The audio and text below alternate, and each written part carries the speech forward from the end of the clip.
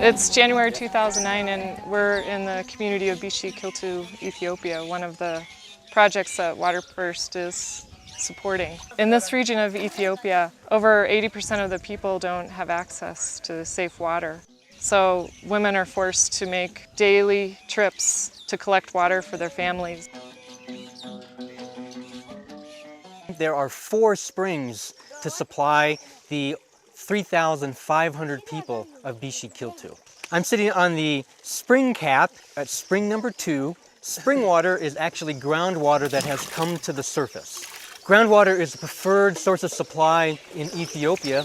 The purpose of the spring cap is to keep that clean water from the ground safe from recontamination from people, like these children here collecting water, or animals that come to graze. The project has dug back into the hillside to capture most of where the water comes out. The water will then be pumped up to a storage tank high on a hill, and then water will flow by gravity from that tank to 12 different water points in the community. As village hygiene communicators, we travel from house to house teaching the community the importance of safe drinking water, hand washing, and building a latrine. Changes are never easy. Some families we visit many times before they understand that these changes are for their own good. Many people still believe they should keep the cows inside their houses at night, which means the cow dung must be removed by hand each morning. But this is not healthy. So as friends and neighbors, we talk about these beliefs. Our work is challenging, but already over half of the families in Bishi Kiltu have made changes to improve their health. This part of Ethiopia is very dry. The rainy season lasts only 3 months, followed by 8 and 9 months of very dry conditions. Water sources are very far apart. So this means we must pay for water piping. Construction of the spring caps, storage reservoirs, and 15 kilometers of piping are the big cost items for the water component in the Bishi Kiltu project. Your donations make it possible to fund what is otherwise an unattainable dream for the community of Bishi Kiltu. But the community of Bishi Kiltu will be providing incredible amount of work to support this project. There are 15 kilometers of pipe. That's nearly 9 miles. Every mile of that will be trenched 2 feet deep. Steel pipe will be laid, carried by the community, and then joined and recovered by the community. The goal of these projects is that nobody in the village will have to walk more than 15 minutes to a water point. It's not possible for us to provide a house tap for everyone, but the points are sited in such a way that no one's journey will be more than 15 minutes. What we hope is that people will actually start to use more water. They'll use this clean water for everything that they need to do and not rely on the contaminated water sources anymore.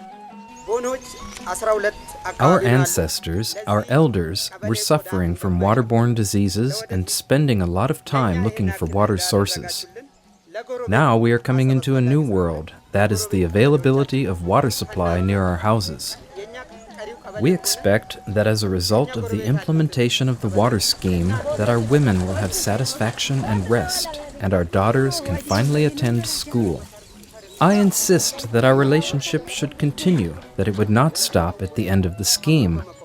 We expect you all should come at least once or twice per year, so that our friendship shall continue. This is Abarash, and she's 20 years old, and this is one of her children, 6-month-old Jaltu. Abarash has been telling us about Bishi Kiltu's problems with water. Although this project is under construction right now, it's not done. So women are still making a daily journey, well actually in her case, 3 times daily journey to collect water for their families.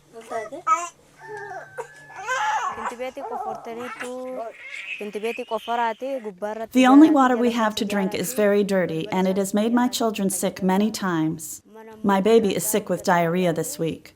It was so bad that I had to take her to the doctor in Busa, which is 4 hours walk each way. The medicine is very expensive, and I didn't have the money to pay the doctor, so I had to borrow it from my neighbor.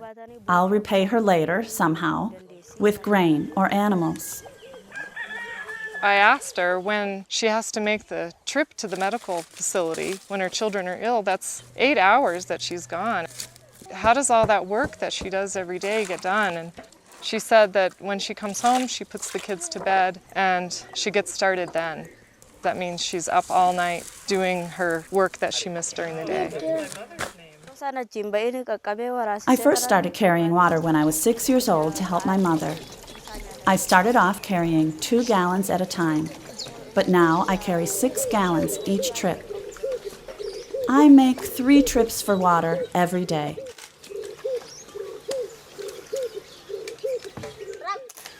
If we want to help women, we have to eliminate their walk for water.